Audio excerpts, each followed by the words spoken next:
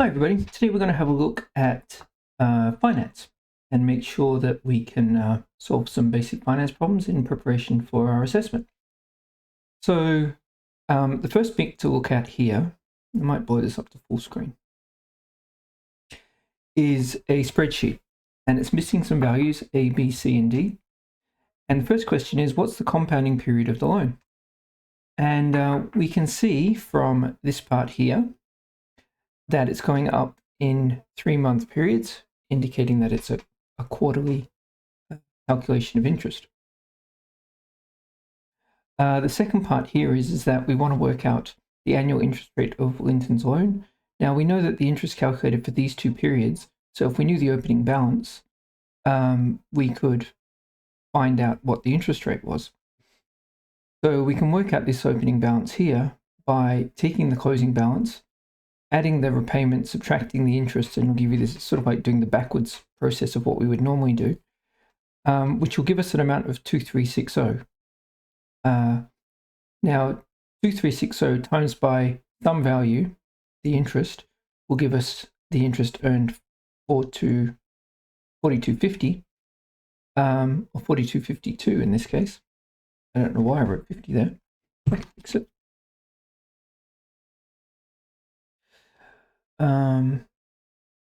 And this isn't going to be harder than I thought. That one out. 4252, which tells us 1.8% per quarter. Multiply that by 4 and we get 7.27% per annum. So we've got A because we got it from here. B is our quarterly interest rate times by our opening balance, this value here, and that gives us 27.98. Now we take this, add that, take that, gives us C, which is 732.50, and we can get D by taking that balance, bringing it forward, and then working out adding the interest. And for the final payment, we just need to clear that amount, which will give us the final repayment. So the total interest paid on the loan, that's going to be the quarterly payments plus the last payment. Now we don't count the last one, so we've got 90 months of payments, which is 90 divided by 3 quarterly payments. Huh?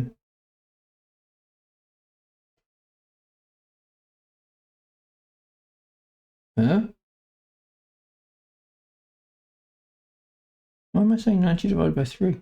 90 divided by 4. No, 90 divided by 3 every 3 months. How many lots of 3 months are in 90? I was right the first time. Times that by 850, the payments, add the last payment, gives us the correct amount. And it's important to think about things like this because they're easy to make mistakes with. Determine the interest payment over the life of the loan. Well, we paid 245.69 total over the loan. Subtract the original 20,000, gives us the interest. Question 2 is on looking at effective interest rates. So if it was just an annual rate rather than compounding over multiple periods during a year, what would the interest rate be? And we do this little calculation. We take the yearly annual rate, divide it by the number of periods, square it, add 1 to it, all this nonsense, subtract 1 at the end.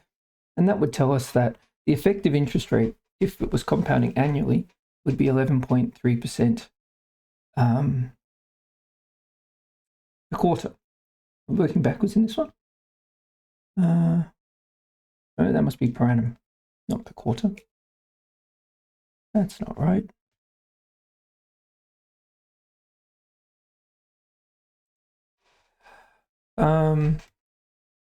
Now, in the second calculation, it wants us to work out if it was 11.3% per annum, what would it be per quarter? This first one was semi-annually from this part of the question. Now we're working on the quarterly one. Working backwards, use your calculator to solve for R, gives us 10.85% per annum. And then that can be worked backwards to find out the quarterly interest rate. So that would be the nominal rate that would be applied to. All right, question 3. Garrett's depreciating his loan at 15% per annum, going down by $1,500 every year. How much would it be worth after 2 years? Well, you can either multiply by 0.85 and square it, or you can just subtract 1,500 twice, which is what I did here, because it's flat rate, so it's rather easy. Oh, we can't use 0.85 yet. We can only use 0.85 for the first one. But anyway, found out what it is. Apply the $1,500 twice because it's flat rate. Gives us $7,000 after 2 years. When will it have a book value of 0? Well, if we divide 1,500 into 10,000, it gives us 6.67 years. So after 7 years, it's not worth anything. In D, if we're doing diminishing value, we're going to find 0.85, well, 85% of its value every year. After 2 years, it'd be worth $7,225, so slightly more. And the minimum years to write it off would be 15 years, because 0.85 reduces slower than the flat rate. Interesting to note here that it's worth $1,000 after the 14th year, so it's going to take 15 years. After 14 years, it would still be more than $1,000. Question 4. If we invested $150,000 in an account at 7.2% per annum compounded monthly and withdraw $1,200 at the end of each month, how would we do it? Well, we'd write a recursive rule. It's interesting that the answer key that I read wrote this as AN plus 1 because that's how the calculator does it. The question actually asks you for the balance of the account AN. So I've rewritten it like this. You put it in your calculator as AN plus 1, but this will also work. So you write that down, gives you a nice neat answer. After 29 months, find out what A29 or T29 is if you're using a different calculator, and it gives you that figure. Is it a perpetuity? Well, no, it's not, because to be a perpetuity, we'd still need to preserve the amount of money that we started with. Because we haven't preserved it, it's not a perpetuity. At some point, it will run out. If we wanted it to be a perpetuity, instead of withdrawing $1,200, we withdraw $900 instead. This figure stays the same for 29, 28, 27, 26, so on and so forth. Question 5. He's won a scratchy ticket and he wants to set up a perpetuity. Oh no, he just wants to donate money to begin with. Oh no, he wants to set up a perpetuity. So to set up a perpetuity, we just look at the first period and see how much interest he's accrued. And then we get, we look at the 12th month and look at how much money he's accrued. And in this case, it would be $12,546. We assume that he's going to subtract that and bring it back to $200,000 at the start of every year. So quite an easy little calculation. After 10 years, he decides he's had enough and he wants the money to last for 40 years. So we go into finance mode, start it with 200,000, not 20,000.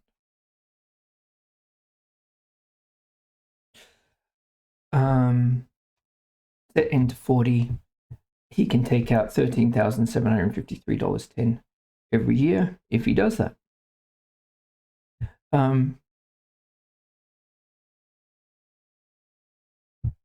So how much money will he have in an account after the 5 years of paying himself an annual annuity? So what's he done here?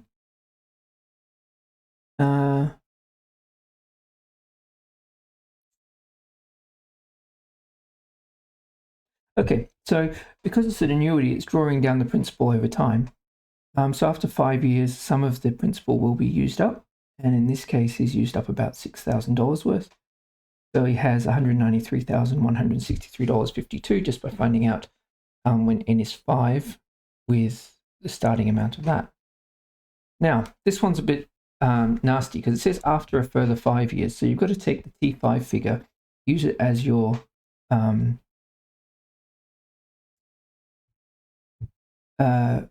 the T5 figure, use it as your T0 and work out how much he's going to have in the bank 5 years after that. So that's where that 183,896 comes from. So it's actually T10. So reset the account now. So he's got that much to start his new calculation. He wants to pay his mortgage off. So his future value would be 0. His payment's going to be 15,000. So he can withdraw $15,000 from his annuity for 24 years without running out of money. For the final payment in the 25th year before he runs out of money, he's only going to have $13,599 left, so he'll have to spend an extra $1,387 in that last period. Who knows if his mortgage is paid off or not, but that's when the annuity will stop paying the mortgage payments. Question 6. He borrows $120,000 at a rate of 5.9% per annum, compounding monthly over 14 years. His payments would be $1,051.10 using finance mode. After 2 years, at that payment level, his future value will be $108,284.73. And if we want to find out how long it will take to pay the loan off, change the future value to 0. Press N, and that'll tell you the time, which would be 168 periods.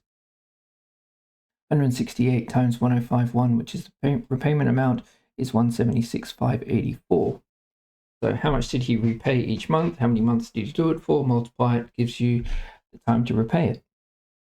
Now, what monthly repayments must he make for the remainder of the loan period? So here's the next scenario. After 2 years, the interest rate increases. So we need to know how much he owed after 2 years. We can calculate that from above. That's 108,284. And now change the interest rate. Set the future value to 0. The remaining 14 years, the remainder of the 14 years, we spent 2 years already. So that's 12 years left. 12 times 12 is 144. 144 periods. Press the payment button with a future value of 0, and it gives you 119.35. Now I saw a convoluted way of doing this in the answer key, but simplistically, if he's was paying $1,119.35 and he's now paying $1,051.10, the increase is $68.25. If you apply that over the 144 periods, that's the amount extra that he's paid. And therefore he'd pay an extra $9,820. To me, that's an easier calculation than trying to work out how much would he pay without the interest increase and how much would he pay with the interest increase and subtracting it, because it's basically the same calculation. Question 7. Inflation is increasing over a 5-year period.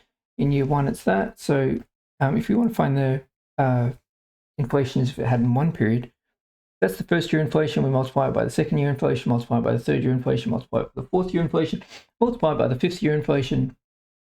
How much it would cost in year 6 would be the accumulation of all that, which is an additional 27.6%.